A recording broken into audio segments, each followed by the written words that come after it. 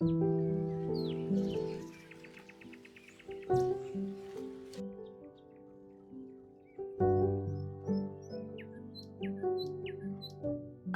East African country has the best meal? And I'm just not talking about Kenya, Uganda, and Tanzania. We're doing the greater East Africa. There's Rwanda, there's Burundi. So in this video, it's going to be a battle of the East African dishes. I've chosen what I believe, as per my research, to be the main signature dishes. I've chosen what I believe to be the main signature dishes of 5 countries. All right, so we have Kenya, of course, we have Uganda, we have Tanzania, we have Rwanda, and Burundi. You will not believe how tough it was to just rank these main dishes from number 5 to the top dish. It has given me sleepless nights, okay? So I want you to tell me, even before we start, which country do you think is winning, okay? And so the first dish we're going to start with is this delicious Burundian dish. And let me tell you guys, yes, I do know that the Greater East African region has more countries, but it was really hard for me to do all the countries. So I just had to really pick and choose like 5, because initially I was like, okay, let me just do the small East Africa, just the 3 countries. I was like, no, that's too few. And then all of the countries, that's too many. Anyway, I settled with these 5, but I know there are more East African countries, the Greater East African region. However, okay, let's get back to this delicious Burundian dish. Because let me tell you, this is the dish I think I underestimated the most out of all the 5 dishes. And then there's a way I had ranked these dishes in my mind. Like, I was doing my research, I was writing down the recipes. I was like, okay, based on what I'm seeing, I think like this one is going to be this one is going to be about this. Wow, I had no idea. Nothing went the way I had planned.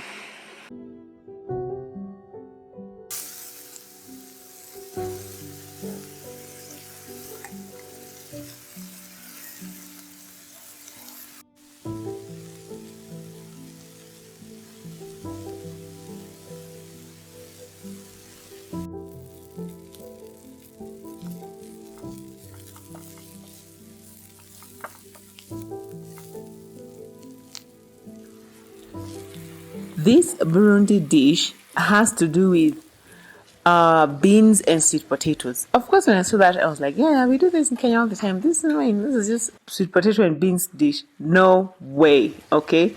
I love the idea of pre-boiling the beans first a little bit, and then before they're fully cooked, I remove them from the pressure cooker and then put them in a pot where now I added the sweet potatoes. This is how I was learning the recipes. And already the beans and the sweet potatoes boiling together really makes the flavors to mesh nicely. Now what we would do here in Kenya, we would then fry the tomatoes and the onions, and then we would put the beans first, and then now we would put the sweet potatoes. No. These guys cook the onions and tomatoes and add to the boiling beans. And I was like, this is such a game changer. I mean, this is such a good way to do it. But the taste of this meal already, just let me know, what number do you think this meal is going to be? Because it surprised me, honestly. It really surprised me. And all of these meals are just ranked according to taste. And my kids, my family, absolutely loved this dish so much.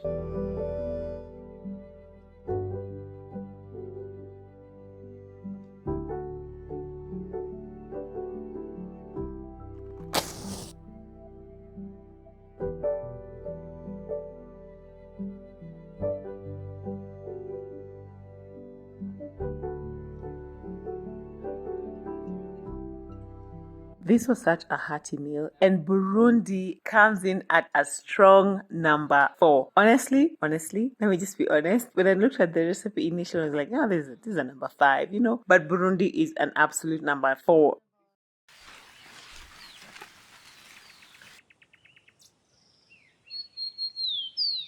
Now, let's go to our neighbors, the Uganda people.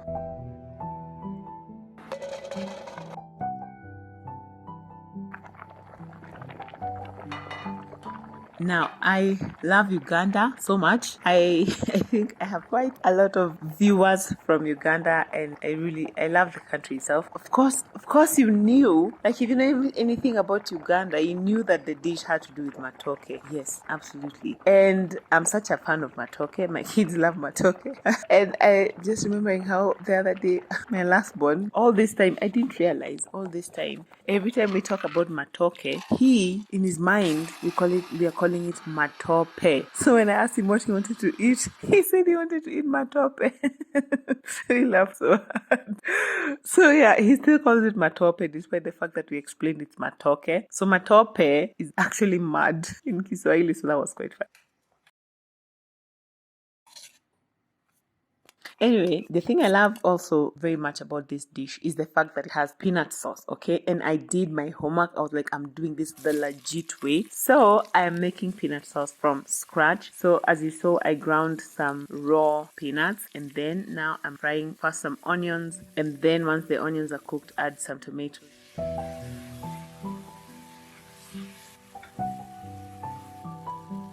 And then I add the ground peanuts. The peanuts are raw, so they're going to cook as I'm cooking the sauce.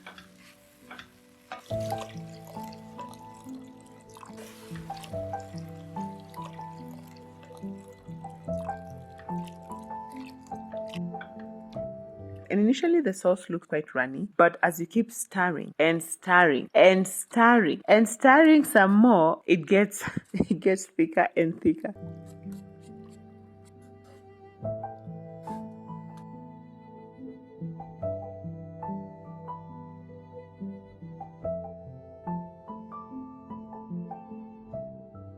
In the meantime, I boiled the matoke. I learned apparently you don't need to remove the skin of the matoke, of the bananas when you're boiling. They come off very easily once they are boiled, okay? So that made my life so much easier.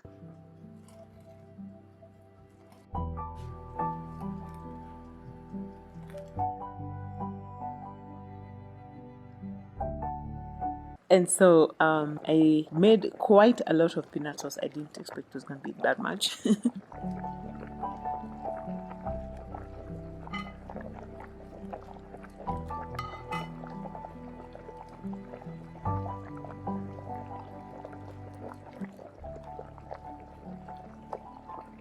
So before I show you the end of this video and we rank it, number one, please check out how thick this peanut sauce is. And you know it's done when the spoon is shiny and you can see it's already starting to remove some oil. So that's number one. Number two, let me know which number do you think this Ugandan dish comes in, because where it ended up is not where I expected it to end up. Like in my planning, as I said, I mean nothing went the way I had planned, honestly. Nothing. Anyway, let me know where do you think this dish falls. And this dish also has beef. I mean, because what better combination is there than matoke and beef? All right. I also pre-boiled the beef as you saw, added it to the tomato base that we have made, and then added the cooked peanut sauce. I'm saving the extra peanut sauce. I really want to find many more recipes that I can use it for. So let me know, my Uganda people. First of all, I love your food. And secondly, how else can I use the remaining of my peanut sauce, because it is so delicious, so absolutely delicious. And so the last step is just to add the peeled matoke in the beef. And already my mouth was watering at this point. I'm like, these people, oh my goodness, this my Ugandan brothers and sisters, you all know what's up, because this meal is just so hearty and so filling.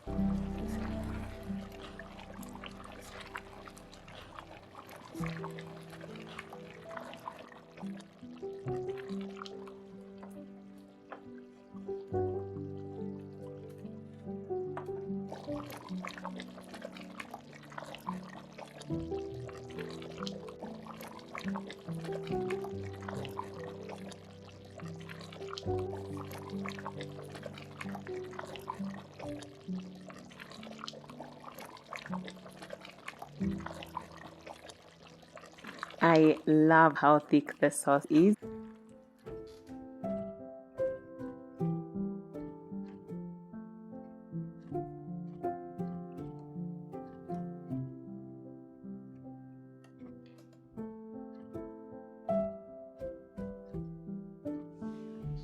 And Uganda comes in at number 3. Yay!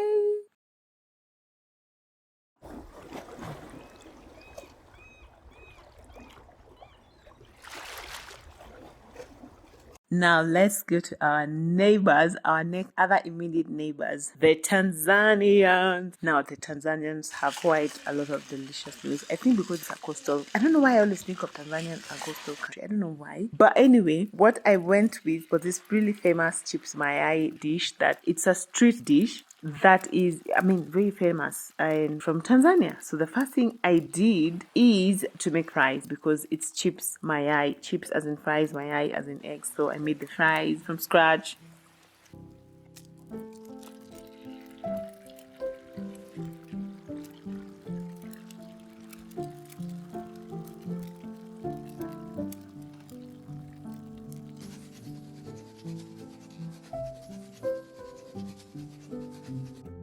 And then now we are going to make the eggs, just to fry the eggs. And because this is a street food, what I also did is I'm going to make, have you ever seen that multicolored tropical juice that is served in the streets, at least here in Kenya? I thought it was such a good idea to serve this chips mayai with that juice. So stay tuned for that.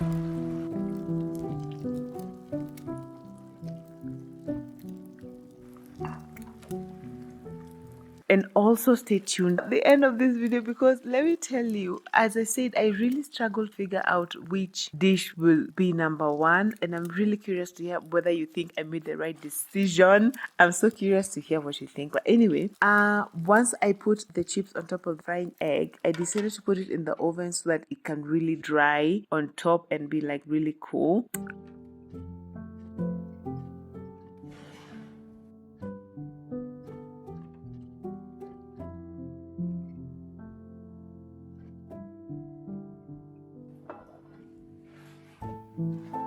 And yeah, this is the chips mayai, and I'm not ready to serve it yet. I need to make the juice, and let's start that process.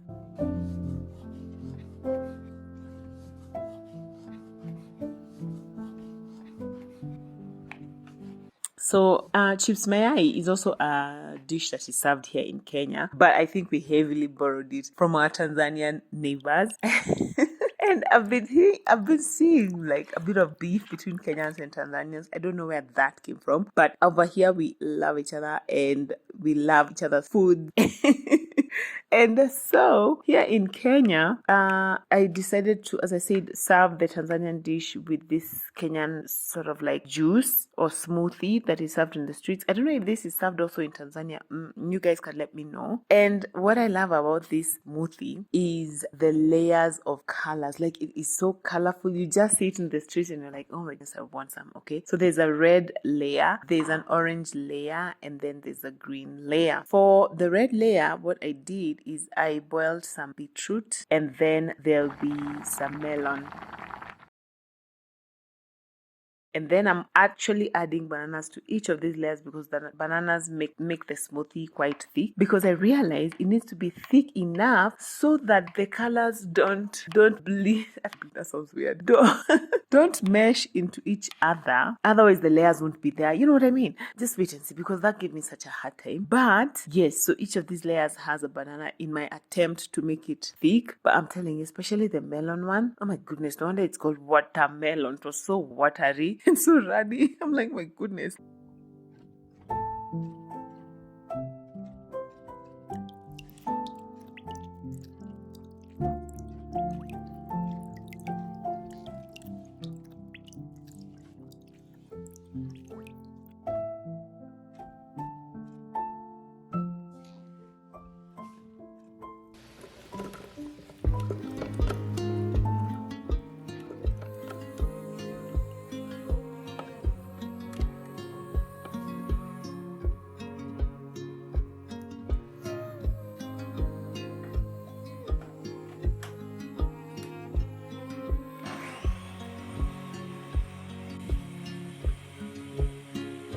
And you know, my initial plan was the red one is going to be at the bottom. I saw how runny it was. I literally added a banana to make it thicker, but no way. It was just running from here to Timbuktu. I was like, oh my goodness. So I flipped the whole script. I was like, okay, the red has to be on top. Otherwise, whatever I put, if I put it at the bottom, whatever layer I put is just going to just sink faster than Jonah in the whale. So anyway, aesthetics. And for the green layer, it's avocado and banana. And then I put a little bit of lemon juice. So thick, so yummy, so delicious. That went so good. The orange layer was supposed to have mangoes. Who's to tell you that mangoes are nowhere in season? So I used papaya and orange and banana. Wasn't as orange as I'd have wanted, but it's fine. And then the moment of truth. Oh my goodness. I was serving this smoothie. I'm putting the avocado because it's heavier than the orange. And I wanted avocado to go to the middle so that it can separate the red and the orange. Otherwise, they'd have just been mixing. But it sank. A good portion of the avocado sank. However, it helps. Okay, it looks nice. Don't you think it looks nice? I love the smoothie. I love the chips my eye. This is what I would have in the streets if I was there. I mean, like, this combination, I think, is a winning combination. The chips my eye, very, very tasty and very, very filling. Yeah, very protein rich. Unfortunately, Tanzania is number 5 because we had to take a poll in the house. Oh my goodness, it was so hard. But I thought Burundi would be number 5 actually, but I polled everyone in the house and they were like, no, Burundi is number 4. So there we go. I plucked the flower, violet green, lily of the valley on my knees.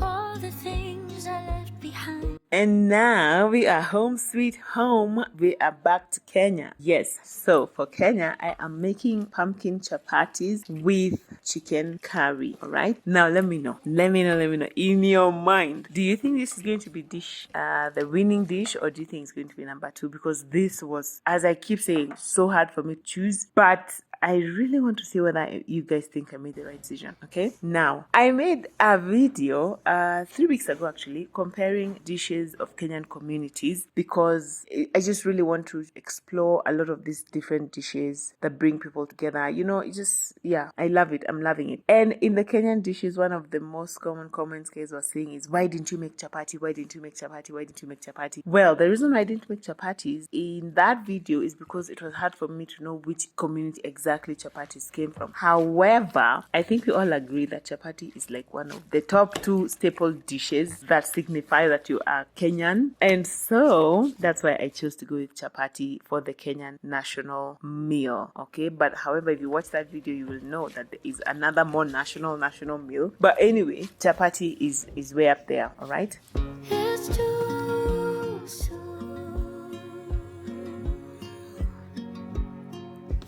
I don't wanna lose you. It's too soon.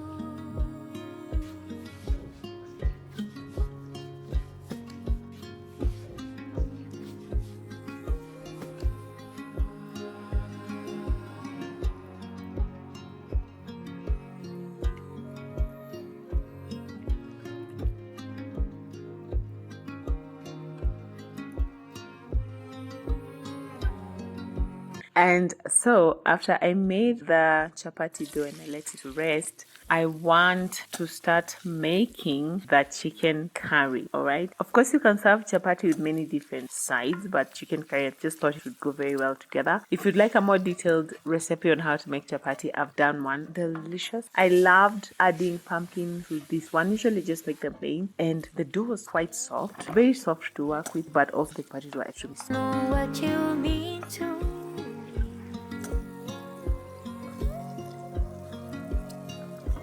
I don't wanna lose you.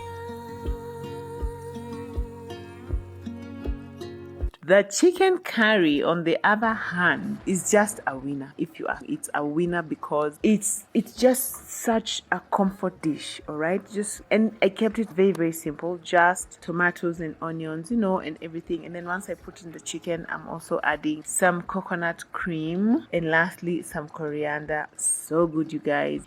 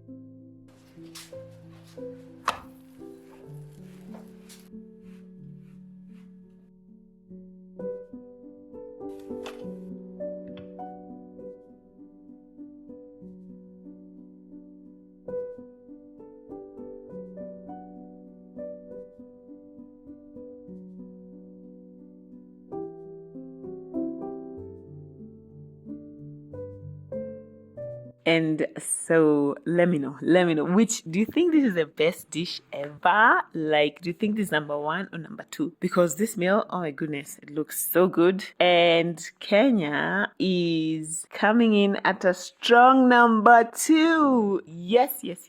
And now I can't wait for you guys to see who's going to be number 1. I can't wait.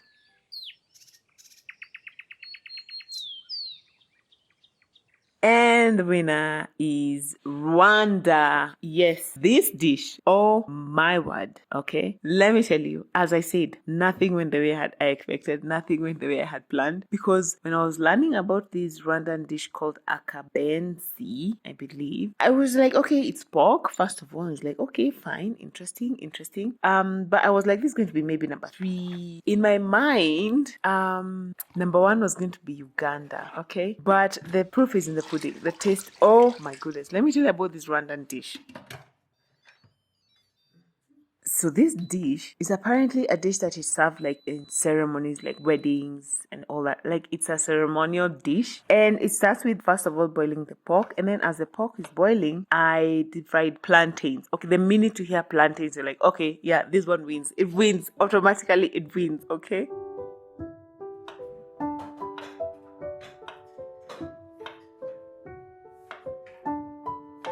So I deep fried the plantains. Yeah, really had to stop myself from eating all of them before it came time to combining the entire dish, because I mean, it's plantains. What more can I say,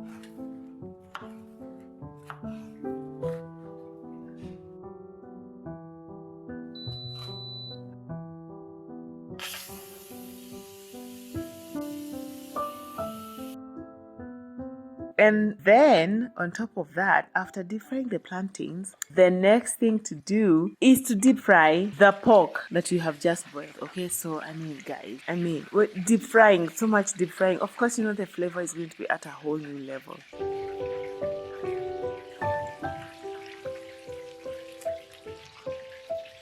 Yeah, so once the pork is boiled, just removed it and then put it in the oil that I deep fried the plantains with. And I deep fried. Initially I'm like, okay, why are we double cooking this pork? You know, I mean, I had serious doubts about this dish. Despite the fact that it has plantains, I was like, in my mind, it wasn't clicking. Like, I wasn't really getting this recipe. I was like, okay, this is interesting. I've never thought that you could boil a meat and then deep fry it. And then we are going to stew it. I'm telling you, it's a labor of love. But the end result, oh my goodness, wait and see.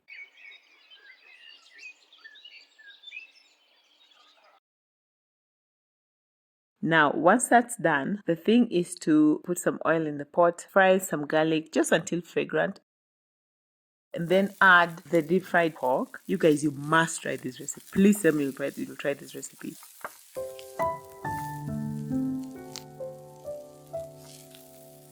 Once that's fried a little bit, add the onions and then add the green peppers. Mix that a little bit.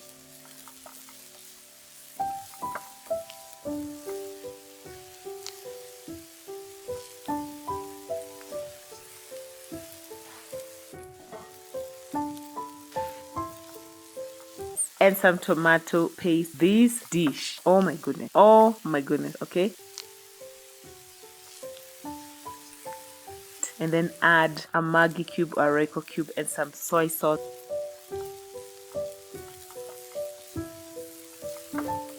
And then squeeze a squeeze of lemon in there takes it a whole new level. And then lastly, add in the plantains and cook just a little bit more, okay? You guy, my guy. This dish is, I don't even know how to describe it. Now, we are going to serve this dish with ugali. And interesting, I realized that ugali is a staple in each of these countries. That's one thing that I was really glad to see that binds us together as East Afrikaners. And even the other countries that I have mentioned here in the Greater East African region. Like ugali, like we all eat ugali. It was like, truly we are related. Truly we are brothers and sisters, right? So that's what I am making to go with this akabenzi. Please, if you make nothing else from this video, if you take nothing away from this video, please try this dish. I cannot overemphasize. Wow. This dish is just such a winner. It is so yummy and so filling. My kid loved it so much. Apart from my last born, who decided he wanted to eat omena on this day. Please forgive him. This dish is a clear winner, like Rwanda, hands down. You win, you are the GOAT. And if you want to see the video I did about the Kenyan communities and which one has the best dish, check out that video over here and I'll see you over there. Bye.